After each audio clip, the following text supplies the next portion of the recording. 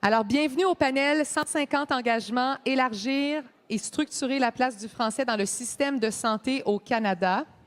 Je vais tout de suite vous présenter nos panélistes. Alors, première panéliste, c'est Madame Louise Bradley. Alors, Louise Bradley est présidente directrice générale de la Commission de la santé mentale du Canada. Madame Bradley s'est découvert une passion pour la santé mentale dès ses débuts à Corner Brook, à Terre-Neuve, à titre d'infirmière. Elle est titulaire d'une maîtrise en sciences spécialisée en santé mentale et elle a également un diplôme de soins infirmières psychiatriques. Elle a consacré sa carrière à l'amélioration de la santé mentale de la population canadienne. En tant que PDG de la CSMC, Mme Bradley a piloté le développement de la toute première stratégie en matière de santé mentale pour le Canada. Elle a aussi lancé l'initiative réputée de lutte contre la stigmatisation intitulée « Changer les mentalités » et elle a mis sur pied le Centre d'échange des connaissances reconnu mondialement et dirigé la création de la toute première norme sur la santé et sécurité psychologique en milieu de travail qui a acquis une renommée mondiale. Ces réalisations furent soulignées en 2017 par la Société canadienne de psychologie qui lui a décerné le prix de la réalisation humanitaire qui s'ajoute à son prix pour le leadership innovateur en soins de santé accordé par le Collège canadien des leaders en soins de santé, ainsi que la fameuse médaille du jubilé de diamant de la reine, notre première panéliste, Madame Louise Bradley.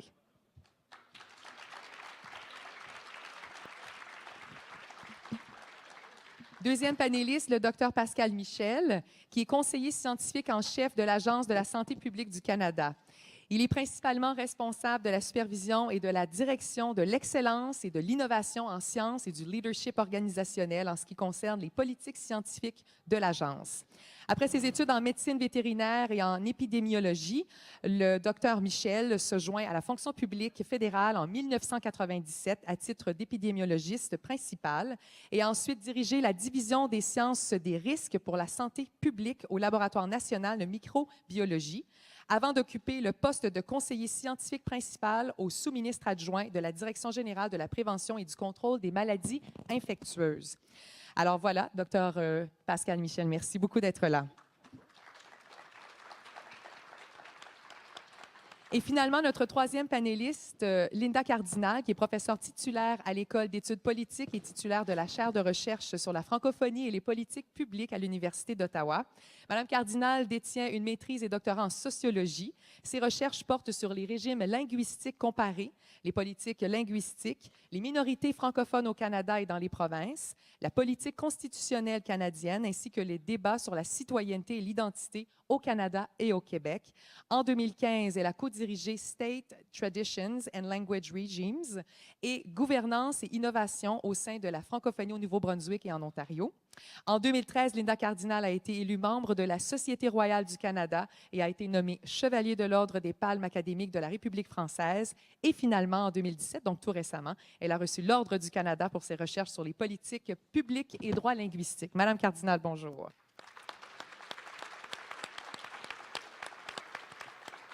Alors, merci beaucoup à vous trois de vous être déplacés. Thank you very much, Madame Bradley. We appreciate that you could be with us today. Alors, le panel d'aujourd'hui sera bilingue, vous comprendrez, avec Madame Bradley. Donc, nous aurons des questions en anglais, des questions en français. Donc, la discussion se fera dans les deux langues officielles. Et ce qu'on voulait faire avec ce panel 150 engagements, eh bien, c'est bien sûr d'inviter des leaders qui ont changé les choses, qui ont bougé les choses, et c'est de prendre des petits trucs. Hein? Dans le fond, ça ne ferait pas tard de pouvoir savoir comment ils ont fait pour changer les choses et améliorer dans leur sphère d'activité le sort des autres, le sort de... ou changer, bouger et puis améliorer. Donc, qu'est-ce qui se passe dans chaque domaine respectif.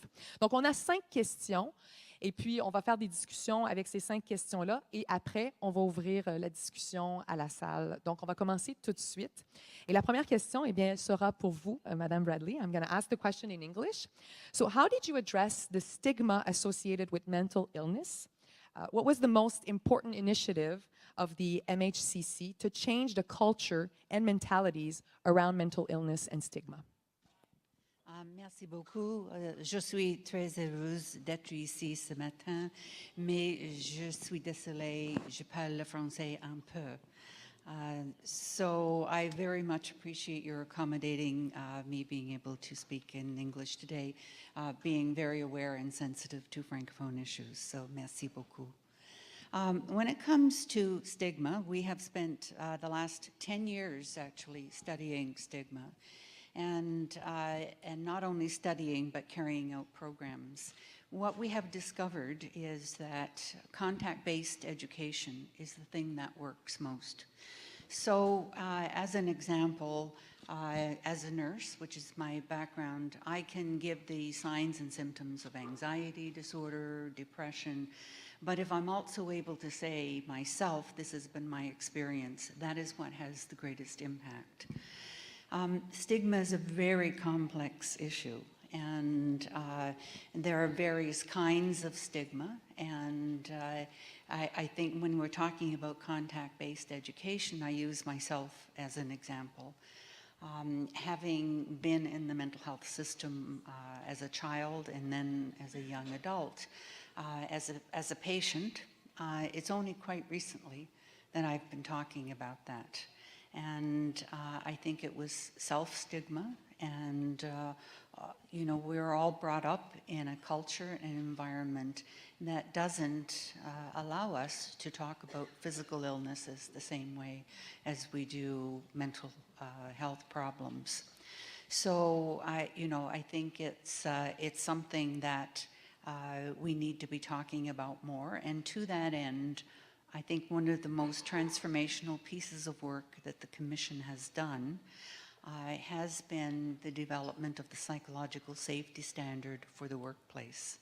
And that's something that I think everybody here needs to be aware of, because whereas not that long ago, you went for mental health outside, incognito, so that nobody knew that you were going for help. And this is a program that brings mental health right into the workplace. And it's a voluntary standard, but the uptake has been huge. We have studied it for 3 years in 40 different businesses and organizations. And I think I call it transformational because it not only helps employers and employees, but it is more likely to reach the dinner table in the evenings and then out into to the community. So I think talking about mental health and making accommodations as we would for physical health in the workplace, where we spend most of our waking hours, is truly transformational. And I'm hoping that it's something that everybody will look. You can find out more information on our website. Thank you very much. Merci. Thank you, Madame Bradley. Donc, on a parlé ici de santé mentale, mais ici, on parle de francophonie avec Dr. Michel et puis Madame Cardinal. Donc, comment on pourrait prendre les grands leviers et puis pour permettre des changements de culture et de mentalité pour améliorer les services de santé en français en contexte minoritaire? On peut commencer avec vous, Dr. Michel, allez-y. C'est bon. Merci beaucoup. D'abord, très humblement ici, parmi des experts, je viens ici avec mon cœur, ma passion. Je suis champion des langues officielles pour mon organisation. Je vais parler un peu de cette expérience-là, de changer des cultures et comment on peut l'appliquer au niveau des langues. Une des premières choses qui semble évidente, mais qui est très difficile à faire, c'est d'établir une vision.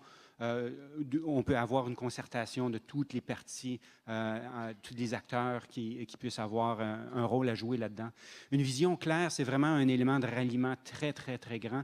Et ça prend beaucoup de temps à vraiment l'articuler de façon à ce que les gens puissent y embarquer. Avant de s'installer, de s'habiller le matin, il faut voir si on va à la montagne ou si nous allons à la rivière. Il faut pouvoir s'installer conséquemment par rapport à ça. Donc, le discours concerté d'une vision commune est tellement, tellement, tellement important pour avoir ce premier levier-là.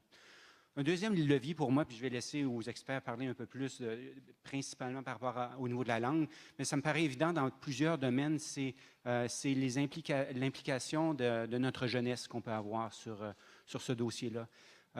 Oui, la passion de nos gens qui sont tellement experts dans le domaine est absolument cruciale pour bien faire comprendre les enjeux, bien faire comprendre sur ce en quoi on s'avance, mais il faut pouvoir transmettre ces connaissances-là, il faut pouvoir transmettre le désir de changer le monde aussi à nos enfants, aux personnes les plus jeunes. Et puis, à peu près dans tous les autres contextes, on peut parler d'autres contextes de changement de culture, l'implication des plus jeunes employés, l'implication des plus jeunes analystes, l'implication des plus jeunes est absolument cruciale dans la façon d'aller vers l'avant. Donc, on peut penser que ça leur inculte aussi le fait que la langue, ça se parle beaucoup, ça se conjugue beaucoup avec le verbe être. Je parle, donc je suis. Et on peut vraiment faire sentir ces sentiments-là en les impliquant d'une façon plus directe. Donc, on a différentes autres méthodes, une façon d'essayer d'engendrer ça, mais l'espèce de renouvellement de passion se passe par aussi un main dans la main avec la plus jeune culture et se passe aussi en transmettant cette vision commune qu'on peut avoir par rapport à cette réalité-là que nous vivons ici au Canada.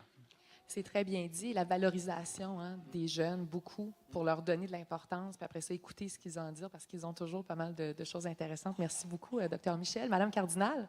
Oui, alors, tout d'abord, merci d'être ici. Et avant que je dise ce que j'ai préparé comme réponse, je voudrais d'abord féliciter les organisateurs. Vous êtes des leviers de changement. Vous êtes le levier qui fait que ce matin, à 7h30, on est ici. Et c'était une organisation absolument impeccable. Et vraiment, bravo. C'était vraiment très bien. Je voudrais aussi remercier l'Institut du savoir Montfort parce que c'est un peu grâce à eux et à leur financement que je peux parler des questions qui nous animent. Tout d'abord, un levier. Qu'est-ce qu'un levier? C'est quelque chose qui permet d'ouvrir une porte, d'aller plus loin, de faire un saut, de faire un bond. Donc, c'est quelque chose qui nous permet d'avancer. Alors, quels sont les principaux leviers? Du point de vue de la recherche, bien, on a vu hier, dans le cadre du lancement du livre de mes collègues Bouchard, Pierre Bouchard, Marie Drolet et Jacinthe Savard, que sur le plan organisationnel, on a un levier très important. D'abord, il faut tous acheter le livre, évidemment. Mais, blague à part, dans leurs travaux, en général dans le livre, et puis moi, je fais partie des personnes qui ont contribué, il y a un accent particulier qui est mis sur les gestionnaires, les organisations, les professionnels, et je pense qu'on peut utiliser le mot levier. Ils représentent des leviers importants pour faire avancer les services en français. Et ce qu'elles disent, ce qu'elles nous ont dit hier, ça rejoint des travaux que j'ai faits en justice. Et là, je voudrais faire écho à ce que dit Michel Doucet ce matin, c'est-à-dire ce qui se passe dans un domaine de politique, ça peut aussi se passer dans d'autres domaines. Et moi, j'ai étudié la violence faite les politiques par rapport à la violence faite aux femmes, le monde de la justice. Là, on s'intéresse à la santé mentale. Et en fait, ce que disent nos collègues dans leur livre, le rôle clé des gestionnaires, je pense que c'est vraiment une tendance qui se dessine dans la recherche. Il faut travailler les gestionnaires, il faut travailler avec les gestionnaires, surtout quand on est à l'intérieur du système. On a fait une recherche récemment, on a fait des entretiens dans le centre sud-ouest de l'Ontario avec des gens qui travaillent en santé mentale. Et il y a 3 points qui me semblent ressortir de nos travaux qui sont importants à prendre en compte quand on parle de levier de changement. C'est que les gens qui travaillent dans le système, pour qu'ils puissent être un levier de changement, ils doivent bien comprendre leurs obligations, notamment en matière de services en français. Ensuite, pour que les gens dans le système puissent être des leviers de changement, il faut aussi qu'ils soient en dialogue constant avec les personnes qui sont concernées par ces changements, les francophones. Et donc, quelque part, c'est beaucoup plus que d'être consulté, c'est de faire partie de la prise de décision dès le départ, d'être intégré à la formulation des stratégies, des politiques, toute la question des plans d'action. C'est très important en santé, mais en justice, dans tous les domaines. Et il faut se poser la question, est-ce que les francophones sont à la table pour prendre des décisions sur l'orientation des plans d'action, des stratégies? Et troisièmement, si on veut bien comprendre les leviers pour amorcer des changements, il faut aussi que ces personnes ou ces groupes qui sont associés à des leviers fassent de la reddition de comptes. En justice, dans d'autres domaines, c'est des revendications qui reviennent souvent. C'est des enjeux importants, c'est-à-dire quand on prend des décisions sur la santé, à qui est-ce qu'on est redevable? Et quand on est des groupes, vous êtes à l'intérieur comme à l'extérieur du système, vous êtes là, vous exercez la pression qu'il faut, vous êtes aussi des leviers de changement. Quelle est la reddition de comptes qu'on vous fait? Alors, je dirais que pour commencer, je m'arrêterai ici. Parfait, merci Madame Cardinal. Donc, de votre perspective, je vous relance tout de suite. Comment on peut comment on peut susciter en fait un engagement durable, structurant de la part des partenaires? C'est pas toujours évident d'aller chercher, surtout la durabilité. Parfois, c'est quelques années où on s'engage pour quelques mois, puis tout d'un coup, hop, on a un petit creux. Alors, comment on fait pour susciter l'engagement durable et structurant chez les partenaires? C'est une très belle question de politique publique.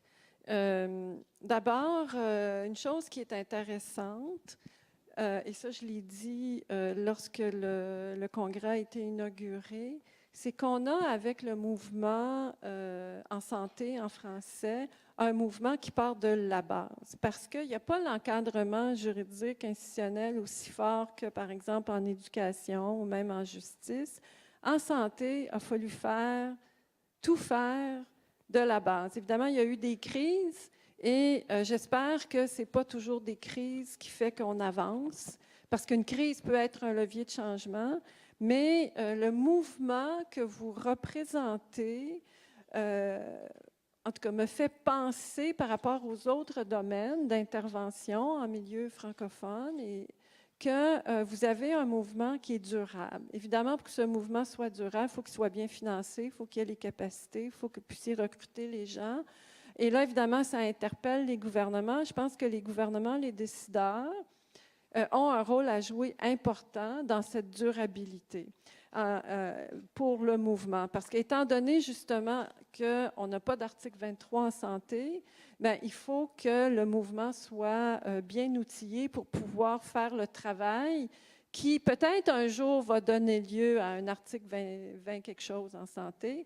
Et il ne faut pas oublier, en 1979, dans le rapport Pépin-Robert sur l'avenir de la Confédération canadienne, et je vous le dis, c'est très intéressant ce rapport-là parce que on disait dans ce rapport qu'à chaque fois que les francophones obtenaient un droit, il fallait le mettre dans la Constitution pour le protéger.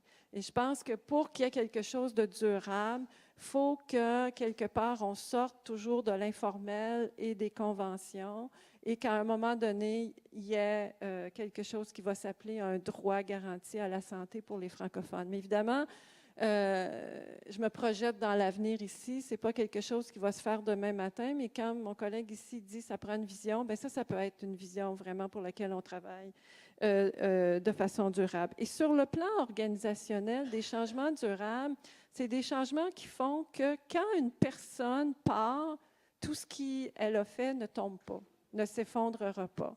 Et je sais que malheureusement, je vais vous parler de l'Ontario, mais je pense qu'au Nouveau-Brunswick, il y a aussi une mouvance dans ce sens-là, au Manitoba. Dans toutes les provinces, je pense qu'il y a ça. Mais en Ontario, en justice, moi, j'ai travaillé avec des gens extraordinaires, des gens comme Marcel Castonguay, et c'était ça la vision. On va mettre en place une planification stratégique avec des objectifs clairs, des éléments de reddition de compte qui font que quand les gens vont partir, le plan va rester et l'exigence d'imputabilité va rester. Et ça, c'est du changement durable aussi, c'est d'être capable de mettre en place les mécanismes qui font que ça ne s'effondre pas une fois qu'on part.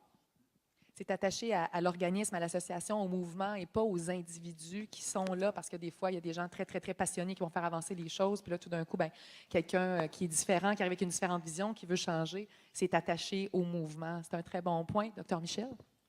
pour enchérir sur ce point-là, c'était exactement dans la direction que je m'en allais.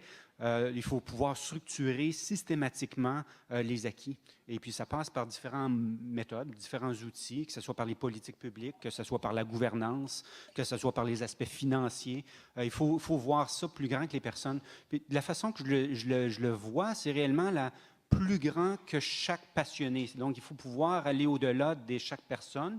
Et ça me permet de parler aussi de la personne à la communauté, parce qu'on peut structurer aussi les communautés. Vous savez, la santé des communautés, c'est plus grand que la somme de la santé de chacun des individus de cette communauté-là. Il y a un côté structurant et individuel à la communauté qu'on peut instituer. Donc, les organismes de communautaires doivent être aussi avoir certaines politiques, certains cadres, certaines façons d'accéder au pouvoir politique, certaines façons de pouvoir s'exprimer systématiquement pour pouvoir mettre en promotion la vision qu'elles ont. Donc, dans le même sens, c'est vraiment de passer de la personne aux organisations, passer de la personne aux communautés qui permet un engagement durable et structuré par rapport à ça. Merci. Madame Bradley, how can we successfully leverage partnerships to change the system, for system changing or system transformation? Well, as it was stated, it can't happen overnight, that's for sure. The Mental Health Commission being a national organization and trying to influence mental health and mental health services delivery is very challenging. And at the end of the day, I think it's all about relationships. So that what we have done is to try to develop relationships with each of the provinces and territories so that when we have a strategy, we are able to actually see some action in each of the areas. Now, I think when we were in the process of writing the mental health strategy for Canada, we literally consulted with thousands of people, from coast to coast to coast. And I think that that was really important insofar as if there's going to be real uptake on that, we have to have the voices of as many Canadians as we possibly can. So we did do that. We continue. Our difficulty is that as soon as we have a relationship with one of the provinces, then they either do a cabinet shuffle or have an election, and we're starting from scratch all over again. And there are some groups that are easier to engage than others. I recall a few years back that the Canadian Association of Chiefs of Police came to us and wanted us to co-host a conference, much like this one, dealing with the issues of police officers with people with mental health problems. And of course, we were very happy to do that. But then when I mentioned, well, we will do some sessions on the mental health of police officers themselves, it was no, nothing wrong with our police officers. We eventually got them to, with a little bit of arm twisting, to agree to one session. And that was so successful that the next 2 years, the entire conference was on nothing but the mental health of police officers themselves. So we were really happy with that. We've gone on to do a modification of the Department of National Defense program, the Road to Mental Readiness, and now happy to say that first responders is about 80,000 trained in our 2MR. So I just wanted to give you that example of a relationship that went on to have far-reaching impact on many people. But it is something that we are very cognitive of, always trying to develop relationships and then maintaining them. And in a country the size of Canada, that's not easy. But without our striving to do that all of the time, it's not going to work. And you can't just pick up the phone or send an email. It is that, but only after you've had face-to-face contact. That's absolutely critical. So with that in mind, the consultations because you consulted with so many people, and that's wonderful. How do you engage with people with live experience, lived experience, not live experience, but lived experience in the work of the commission? Well, I'm very happy to say that every piece of work that the Commission has produced over the last 10 years has been informed by people with lived experience. So we specifically reach out to groups like that. We have people with lived experience on our board of directors. We have several councils. We have one group that's called the Hallway Group. They named it themselves, referring to the fact that they achieved more out in the hallway than they did in the actual meeting. But they are all people with lived experience. We have a youth council with people with lived experience. And even at my executive table, I have a senior advisor who is there as a voice of lived experience. Some of the rest of us also have lived experience, such as myself, but his sole purpose is to ensure that we do not forget. And trust me, he's very good at reminding us when we veer away from that. But the whole concept of nothing about us without us is extremely important. We cannot develop programs, develop policy without including the people for whom we are developing them. So I can't stress the importance of that enough. Thank you. Donc, je me tourne vers vous deux. Comment on peut faire pour engager les patients, les communautés, justement, pour essayer de développer des services, des solutions, trouver des solutions en faveur des services en santé en français? Vous pouvez y aller, Dr. Michel, ou encore Mme Cardinal, c'est comme vous voulez. On peut commencer peut-être avec Mme Cardinal. Bien, tout d'abord, j'agis. Je m'engage. Avez-vous signé la déclaration?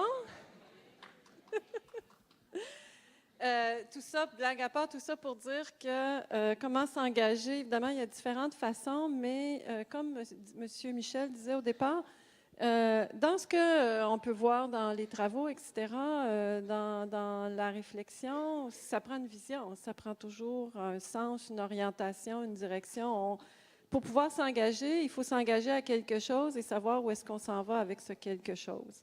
Et une chose que je constate en santé, par rapport peut-être à d'autres secteurs et que je trouve intéressant, et je n'ai pas encore une idée fixe là-dessus, mais vous avez beaucoup de lignes directrices. La sécurité aux patients, la priorité aux patients, la qualité du service. Vous avez presque des slogans, et je les découvre de plus en plus parce que quand on demande des demandes de financement, on nous dit « oublie pas de mettre ça, oublie pas de mettre ça, oublie pas de mettre ça ». Et là, il y a tout un vocabulaire et qui est très intéressant. Et moi, je me dis, pour un engagement à long terme, ou pour engager les gens dans le mouvement et à demander des services de santé ou à les offrir, eh bien, il faut être capable indépendamment de tous ces slogans, peut-être de dire, mais ça, c'est ma vision. Je me raccroche à tous ces termes-là, mais voilà ma vision. Voilà, nous, les francophones, les communautés francophones, où est-ce qu'on s'en va dans le domaine de la santé. Et si je dis ça, c'est parce que dans d'autres secteurs, on est constamment en train de dire qu'il faut se donner ses propres normes. Hein? Comme communauté francophone, comme communauté en situation minoritaire, il faut être capable de se donner ses normes, il faut être capable de décider de ce que l'on veut. Puis une fois qu'on sait ce que l'on veut, on l'a vu avec la crise Montfort, on y revient souvent, mais c'est parce que là, il y a des choses qui sont sorties de là, qui sont devenues importantes pour l'ensemble du pays. On veut de l'offre active. Donc, c'est notre norme, ça, c'est notre ligne directrice. Ou bien, on veut des institutions gérées par et pour. Peut-être pas toujours possible partout, mais ça devient un principe directeur, c'est un principe normatif important. Donc, comment engager de façon durable toutes les personnes? Comment les engager dans les solutions? Bien, d'abord et avant tout, savoir ce qu'on veut, savoir pourquoi on s'engage. Puis l'idée d'avoir une déclaration, bien, c'est un peu pour guider justement cet engagement-là.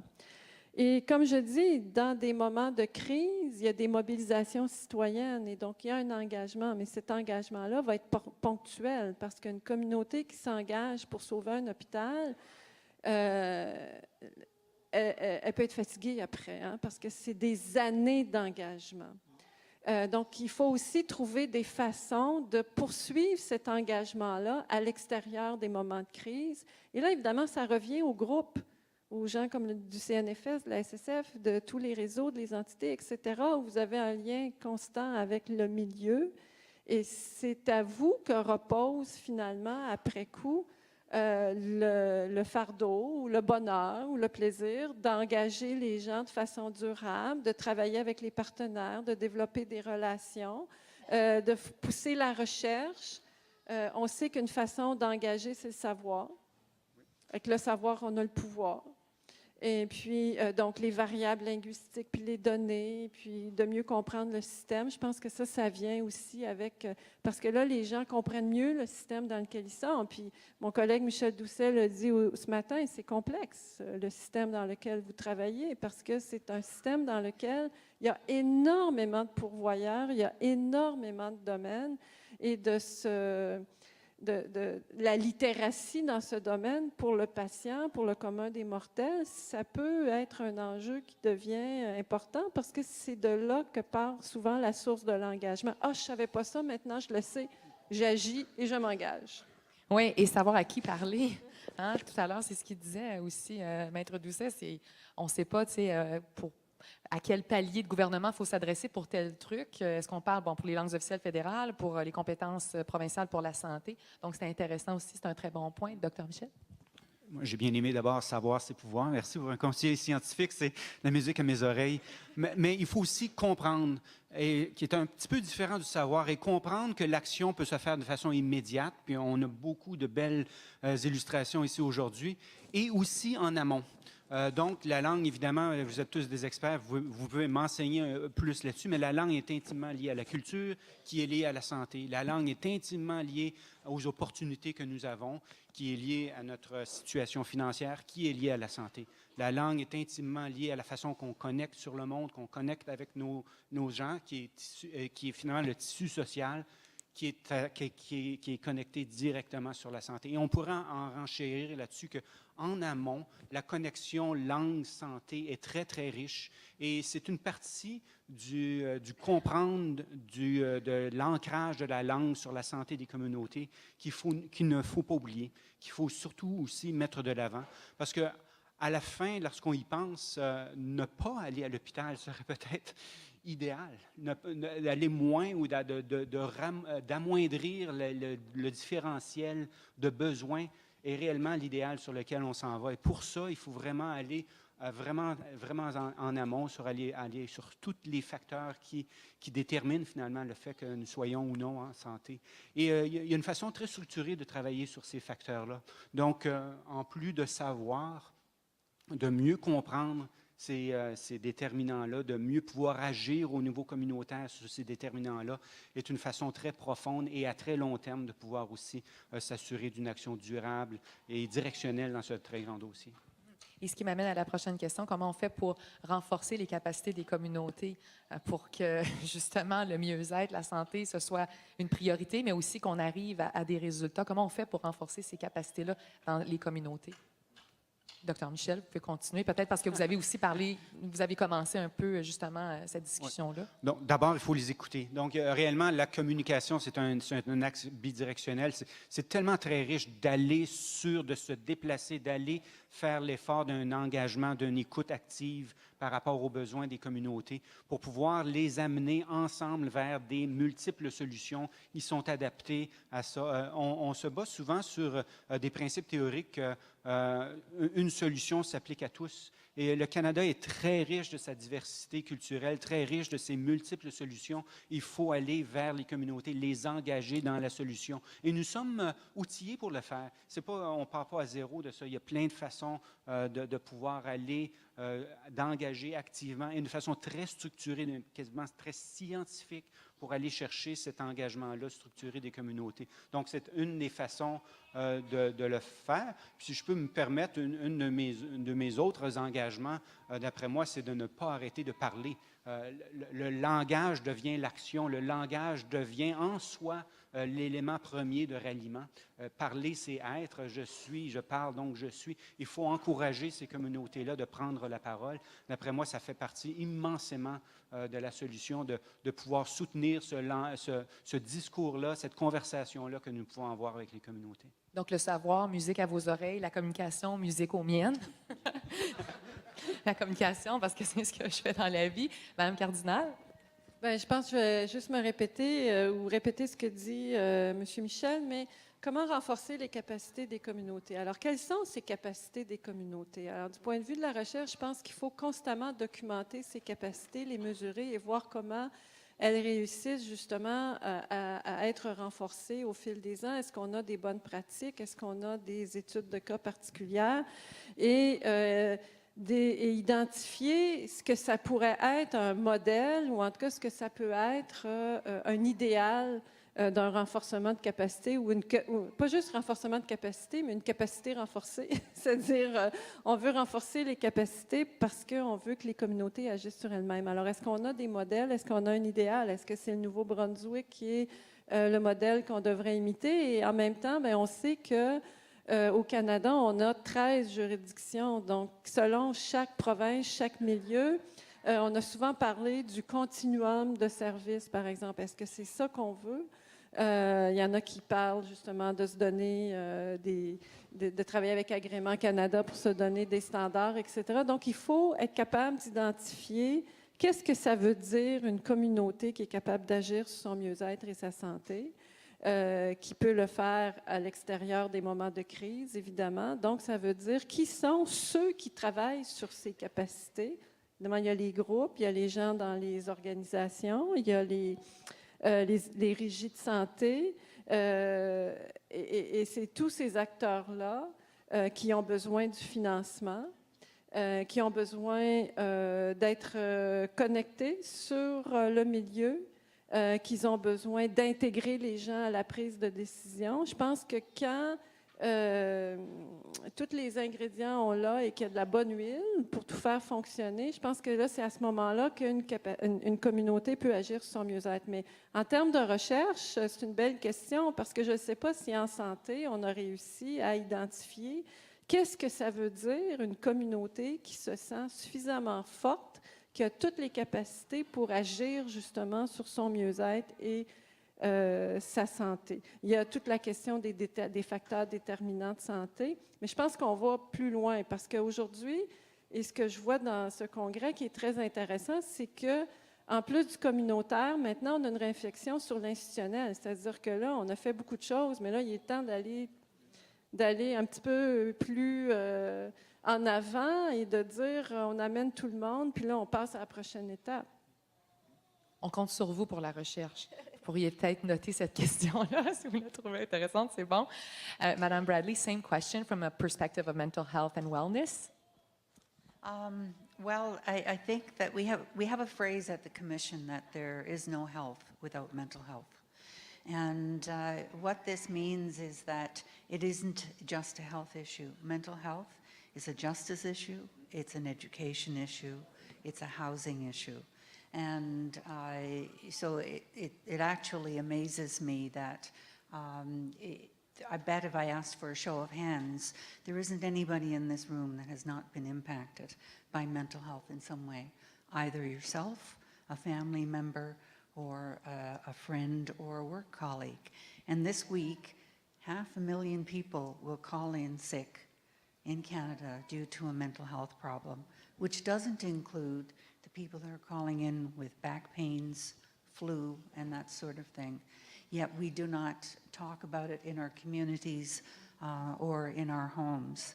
So I think it's extremely important that we begin having these conversations. Schools, we have to target education and school system. We've been trying to deal with kids, particularly teenagers, in anti-stigma programs so that they don't come with the same stigmatizing beliefs and behaviors that many of us as adults have developed. We tend to, a lot of us will go to the gym at the end of the workday today. We'll try to eat the right things, yet we don't think about our own mental wellness. And mental health is one of the biggest drivers of disability claims and payouts in Canada.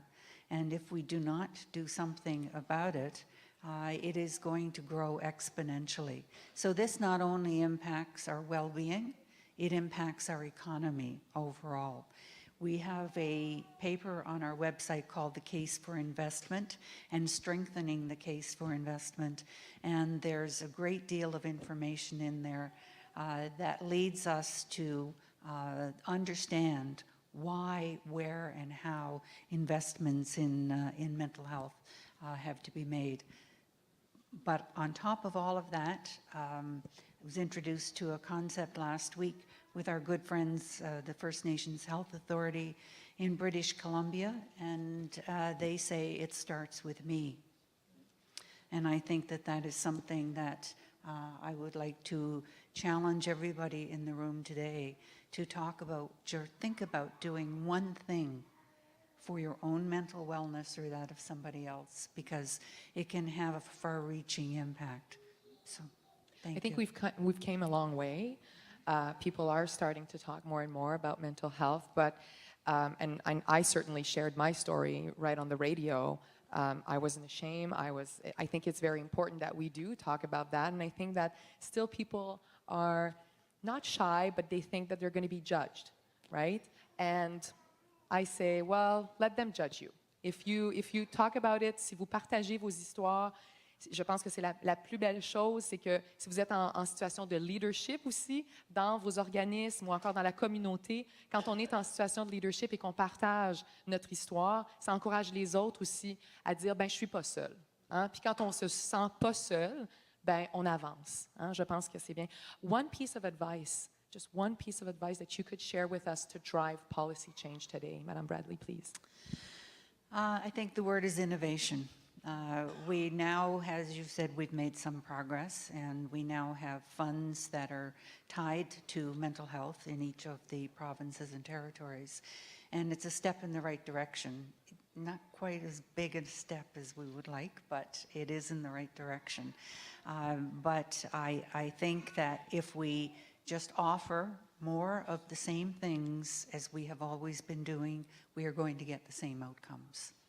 So I think there has to be new and innovative ways in doing things. As an example, e-mental health is shown to not only be as effective as face-to-face therapy for cognitive behavior therapy, but even more so. And that is something in a country the size of Canada that we need to look at, and also in our respective workplaces. So my thought would be, you really have to think outside the box and be very innovative.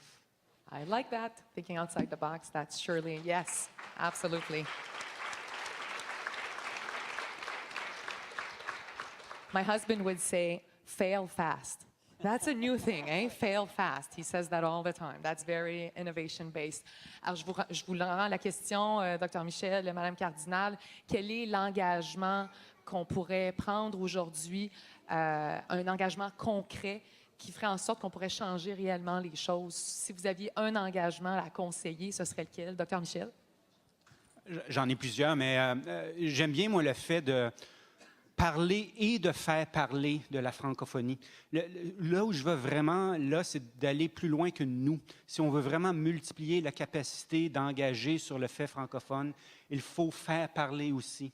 Et puis, si seulement nous pouvions faire parler du fait francophone dans la réalité canadienne à 2 personnes de plus, puis là, je proposerais, moi, s'il vous plaît, susciter l'engagement de 2 jeunes personnes pour faire parler du fait francophone.